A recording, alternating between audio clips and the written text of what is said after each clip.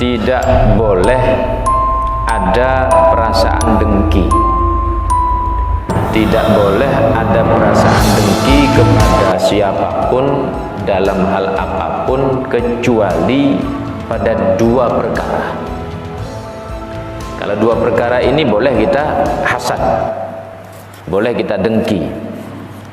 Tapi maksudnya hasad di sini adalah bukan jengkel lalu berniat menghancurkan, bukan. Karena orang yang hasad itu, orang yang dengki itu pertama berdosa. Yang kedua menyengsarakan dirinya. Karena dia akan sakit hati terus. Orang hasad itu, orang dengki itu akan sakit hati terus. Yang ketiga, dia mengingkari nikmat Allah. Karena segala sesuatu yang melekat pada diri seseorang itu tidak terlepas daripada kehendak Allah. Maka kalau seseorang itu hasad, seseorang itu dengki, maka sesungguhnya dia mengingkari daripada takdirnya Allah. Maka tidak boleh hasad itu kecuali dua perkara. Tapi maksud hasad di sini adalah an yatamanna mithlahu. Dia berkeinginan, berharap sama dengan nikmat yang Allah kasih kepada saudaranya itu. Itu maksudnya hasad di sini.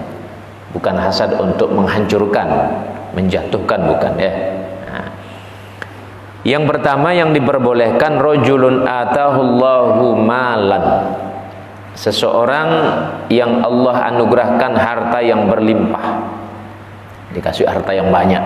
Jadi orang kaya. Fasallatahu ala halakati fil haq. Maka dia habiskan itu hartanya. Dia keluarkan itu hartanya.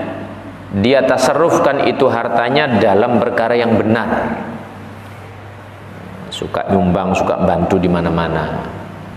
Suka bantu orang miskin. Suka menolong orang yang susah. Datang kepadanya mau pinjam uang, dia kasih. Datang padanya mau minta pertolongan untuk beli bahan pokok, mungkin beras, lauk pauk, dia kasih. Ini harta pribadinya ya, bukan harta titipan. Kalau harta titipan beda lagi. Dan macam kita dengar di pusat itu ada kejadian dana Covid itu ya. Dana Covid itu dialokasikan untuk kampanye. Ini kan masalah besar ini ya. Digunakan untuk pribadi. Nah, ini kan masalah besar ya. Nah, kalau begitu fatal akibatnya. Ini hartanya sendiri. Hartanya sendiri. Dia infakkan, dia habiskan dalam perkara yang hak, perkara yang benar. Jadi kalau kita melihat ada orang kaya ini kok dermawan betul, ini orang kok suka bantu, suka nolong orang. Boleh kita iri sama dia, tapi dalam artian iri untuk supaya bisa niru dirinya. Masa dia bisa, saya kok tidak bisa, begitu ya. Dia bisa kok saya tidak bisa. Jadi dipacu dirinya, bagaimana cara. Yang kedua adalah rajulun atahullahul hikmah, seseorang yang Allah berikan hikmah. Ilmu yang intisarinya ilmu ya. Intisarinya ilmu. Ada orang yang dikasih ilmu, dia penuhi itu hak-haknya ilmu, wa yu'allimuha, dan dia ajarkan itu ilmu.